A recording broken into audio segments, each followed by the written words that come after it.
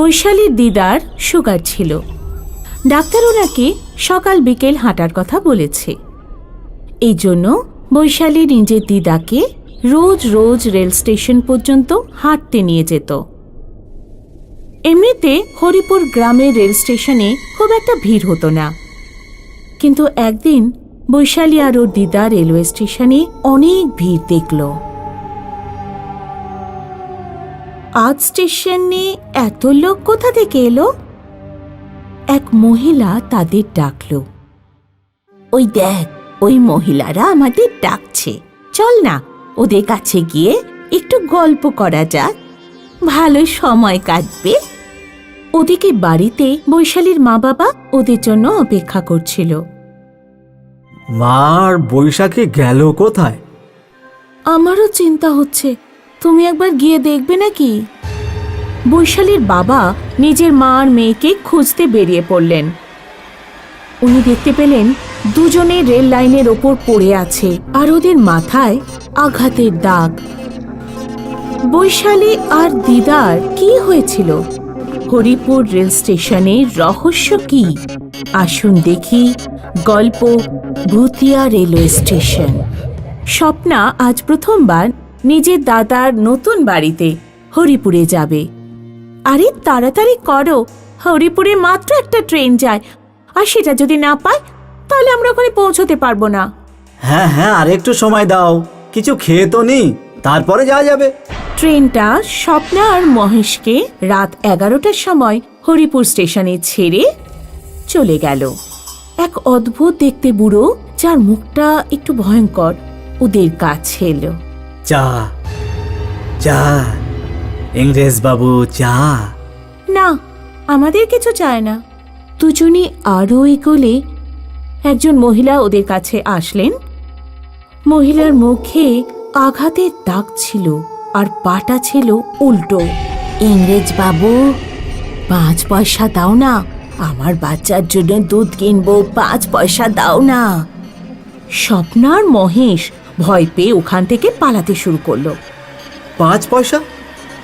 এই মহিলা কোন যুগের লোক?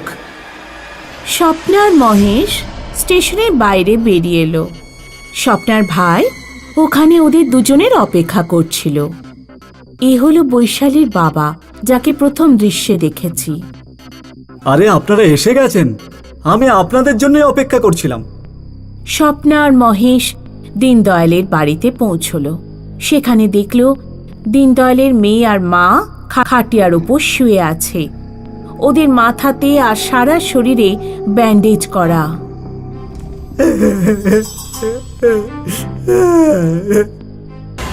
কি বলবো বোন, যবে থেকে এই গ্রামে এসেছি তবে থেকে আমাদের সাথে ভালো কিছুই ঘটছে না। ভেবেছিলাম আমাদের বাপ ঠাকুরদা এখানে বসবাস করেছেন, আমাদেরও শহর থেকে ফিরে এসে এখানে বসবাস শুরু করা উচিত। 1 সপ্তাহ আগে এরা দুজন হাঁটতে গিয়েছিল স্টেশন পর্যন্ত। আমি দেখলাম ওরা দুজনে রেল লাইনে পড়েছিল। যদি আমার পৌঁছাতে আর একটু দেরি হতো তাহলে ওদের সব রক্ত বেরিয়ে যেত। এমন মনে হচ্ছিল কেউ ওদের তুলে নিয়ে গিয়েছিল। আমি তো বুঝতে পারছি না আমার আবার শত্রু কোথা থেকে এলো। আমাদের সাথেও কিছু অদ্ভুত ঘটনা ঘটেছে ওই স্টেশনে। যারাই সামনে আসছিল ইংরেজ বাবু বলছিল। কেন, কি বলো? আমরা কোনো গ্রামের বয়স্ক মানুষের কাছে গিয়ে ওই স্টেশনের ব্যাপারে জিজ্ঞেস করি। মহেশ, দীনদয়াল আর স্বপ্না তিনজনে মিলে গ্রামের সবচেয়ে পুরনো মানুষ চুনিলাল কাকার কাছে গেল। এই ঘটনা ইতিহাসে ঘাটলে পাওয়া যাবে না। আমার মতো কিছু লোক এই ঘটনার ব্যাপারেই জানে। দীনদয়াল, তোমার ঠাকুর দাদা ইংরেজদের বাংলোতে মালির কাজ করতেন। সেই সময় স্বাধীনতার লড়াই চলছিল। 1940 সালে গ্রামে ইংরেজদের বিরুদ্ধে স্লোগান দিতে লাগলো। তোমার ঠাকুর দাদা ইংরেজদের সেই খবর দিয়েছিল। উনি ইংরেজদের সাথে মিলে যখন ইংরেজ সৈনিক এলো তখন ক্রান্তকারী স্টেশনে লুকিয়ে ইংরেজরা স্টেশন চত্বরে খুব বোমাবাজি করতে লাগলো। সব ক্রান্তিকারী মারা গেল। তখন থেকে ওনাদের আত্মা স্টেশনেই ঘুরতে থাকে। যদি তুমি নিজের পরিবারকে ভালো চাও তবে তুমি এই স্টেশনের উপর শান্তিযজ্ঞ করাও। দীনদয়াল গ্রামের লোকেদের ডেকে ঘোষণা করলেন, আমি আমার জমি গ্রামে একটা মিউজিয়াম তৈরির জন্য দান করছি। ওই মিউজিয়ামে ওই সব ক্রান্তিকারীর মূর্তি থাকবে যারা 1940 সালে এই স্টেশনে মারা গিয়েছিলেন। দীনদয়াল গ্রামে মিউজিয়াম তৈরি করে দেন আর তারপর স্টেশনে শান্তির যজ্ঞ করান। তখন থেকে হরিপুর স্টেশনে অদ্ভুত ঘটনা ঘটা বন্ধ হয়ে যায়। একটা ফ্যামিলি রাতে একটা রোডের ওপর দিয়ে যাচ্ছিল। একজন পুরুষ ও একজন মহিলা সামনে বসেছিল আর ওনাদের মেয়ে পেছনে বসেছিল। রোডের উপর রেড লাইট পড়লো আর ওই লোকটি গাড়ি থামিয়ে দিল। বাবা, গাড়ি কেন থামিয়ে দিলে? এটা লাল কুয়োর রেড লাইট মা, এখানে ভীষণ অ্যাক্সিডেন্ট হয়। কিন্তু রাস্তা তো একেবারে খালি আর কোনো পুলিশওয়ালাও নেই। দেখো মা, রাস্তায় কেউ থাক বা না থাক, আমাদের ট্রাফিক নিয়মের পালন করাটা অবশ্যই দরকার। যতক্ষণ না গ্রিন লাইট হচ্ছে আমি রোড ক্রস করব না। তুমি তো একেবারেই পাগল। আমি তো দিনের বেলা তো কতবার রেড লাইট জাম করেছি। ঠিক তখনই মেয়েটা নিজের সামনে একটা ভয়ঙ্কর ডাইনিকে বসে থাকতে দেখতে পেল। মেয়েটা চেঁচিয়ে উঠল, বাঁচাও! কিন্তু যখন ওর মা বাবা পেছন ফিরে তাকালেন ততক্ষণে ডাইনি তাদের মেয়েকে নিয়ে চলে গেছিল। কোমলকে কে তুলে নিয়ে গেল? কি এই লাল কুয়োর রেড লাইটের রহস্য? আসুন শুনে নি কাহিনী ভুতুড়ে রেড লাইটের। সোনমের পরিবার আজ একটা ম্যারেজ ফাংশনে যাওয়ার জন্য তৈরি হচ্ছিল। মা, আমার লিপস্টিকটা কোথায়? ওটা আমার আলমারিতে রাখা আছে।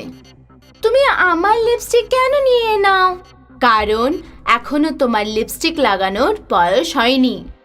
আরে তোমরা মা মেয়েতে এবার লড়াই বন্ধ করো তো, আর তাড়াতাড়ি তৈরি হয়ে নাও। 10টা তো এখানেই বেজে গেছে। কটার সময় ওখানে পৌঁছবো? আর তারপর কটায় আবার ফিরবো বলো তো? আরে এই তো হয়ে গেছে।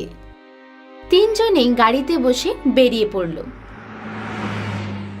গাড়ির কাগজ আর লাইসেন্স নিয়ে নিয়েছো তো? আরে রাত দুপুরে আবার কে চেক করবে? মা, সিট বেল্টটা পরে নাও। আমি পরবো না, আমার জামাটা নষ্ট হয়ে যাবে। ওদের গাড়ি কিছু দূর যাওয়ার পরে ওদের মনে হলো কেউ যেন ওদের গাড়ির উপর লাফাচ্ছিল। বাবা, আমাদের গাড়ির উপরে কেউ আছে। সোনমের বাবা গাড়ি থামালেন আর গাড়ির বাইরে নেমে দেখলেন গাড়ির ছাদে একটা মরা কুকুর পড়েছিল, যেটা থেকে ভীষণ দুর্গন্ধ বেরোচ্ছিল।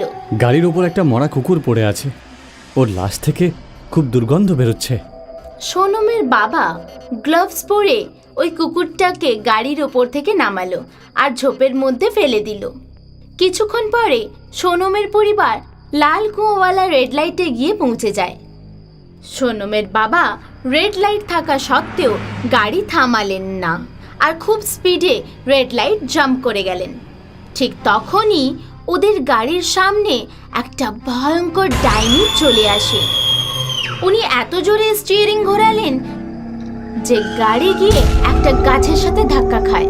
সোনমের মাথায় আঘাত লেগে যায়। সোনমের মা বাবা সোনমকে পাশের এক হাসপাতালে নিয়ে গেল। তখনই সোনমের জ্ঞান ফিরল। এসব আমাদের সাথে কি হচ্ছে? এখন বিয়ে বাড়িতে কি করে পৌঁছবো? এখন বিয়ে বাড়ি এসব ছাড়ো তো, এটা ভাবো যে বাড়ি কি করে পৌঁছবো। ঠিক তখনই আগের দুজন যাদের প্রথম সিনে দেখানো হয়েছিল তারা সোনমের মা বাবার কাছে এলো। লাল কুয়োর রেড লাইটের সামনে আপনাদের সাথে কি কোনো দুর্ঘটনা ঘটেছে? হ্যাঁ, ওই রেড লাইটের সামনে নিশ্চয়ই কোনো আত্মা ঘুরে বেড়ায়। ও আমাদের মেয়ে কমলকে তুলে নিয়ে গেছিল। অনেক খোঁজার পরে ওকে আমরা ঝোপের মধ্যে খুঁজে পেয়েছি। এখন তো আমাদের আর বাড়ি ফিরে যাওয়ার সাহসই হচ্ছে না। এইভাবে তো আমরা বেরিয়ে যেতে পারবো না। আমি একজন তান্ত্রিককে চিনি, তাকেই ফোন করে ডাকতে হবে। কিন্তু ওনার ফিজ খুব বেশি। ফিজের ব্যাপারে ভাববেন না, আমরা দুজনে মিলে দিয়ে দেব। তান্ত্রিককে ডাকা হলো। আমি সবার আগে আমার নিজের মোটর সাইকেলে যাব, তোমরা তোমাদের গাড়ি পিছনে পিছনে আনবে। একটা মোটর সাইকেল আর দুটো কার রেড লাইটকে পেরোনোর জন্য এগিয়ে গেল। যখন ওরা সকলে রেড লাইটের কাছে পৌঁছলো, ওই যে তান্ত্রিক বাবা ছিলেন ওনার পেছনে ডাইনি বসেছিল মোটর সাইকেলে। ডাইনি তান্ত্রিকের গলা টিপতে শুরু করলো।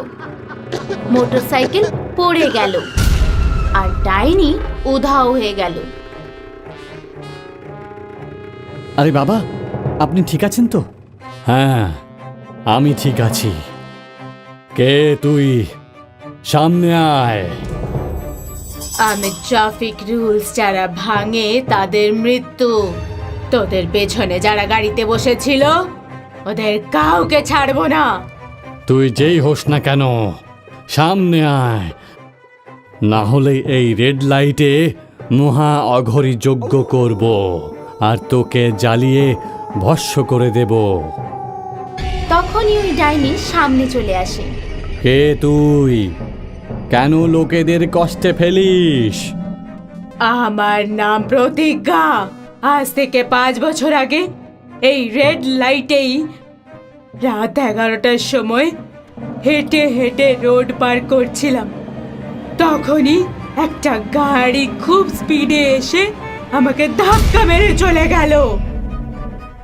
আমি এই রেড লাইটের সামনে মরে গেছিলাম। কুকুরে আমার লাশটাকে টেনে টেনে ঝোপের মধ্যে নিয়ে গেল আর আমাকে খেয়ে ফেললো। তখন থেকে আমার আত্মা এখানেই ঘুরে বেড়াচ্ছে। আমি সকলকে কষ্ট দিই না, শুধু তাদেরকেই দিই যারা ট্রাফিক নিয়মের পালন করে না। আমাদেরকে ক্ষমা করে দাও প্রতিজ্ঞা, তোমার সাথে যা হয়েছে তার জন্য আমরা খুবই দুঃখী। আমরা সব সময় ট্রাফিক নিয়মের পালন করব, দিন হোক বা রাত হোক। আরো অন্যান্যদেরকেও ট্রাফিক রুলের ব্যাপারে সচেতন করব। ঠিক আছে, আমি তোমাদেরকে ক্ষমা করে দিচ্ছি, কিন্তু মনে রেখো আমার সাথে যেমনটা ঘটেছে এমনটা যেন আর কারুর সাথে না হয়। তান্ত্রিক প্রতিজ্ঞার আত্মার শান্তির জন্য রেড লাইটের ওখানে যজ্ঞ করলো। বন্ধুরা, আমাদেরও ট্রাফিক রুলের পালন অবশ্যই করা উচিত।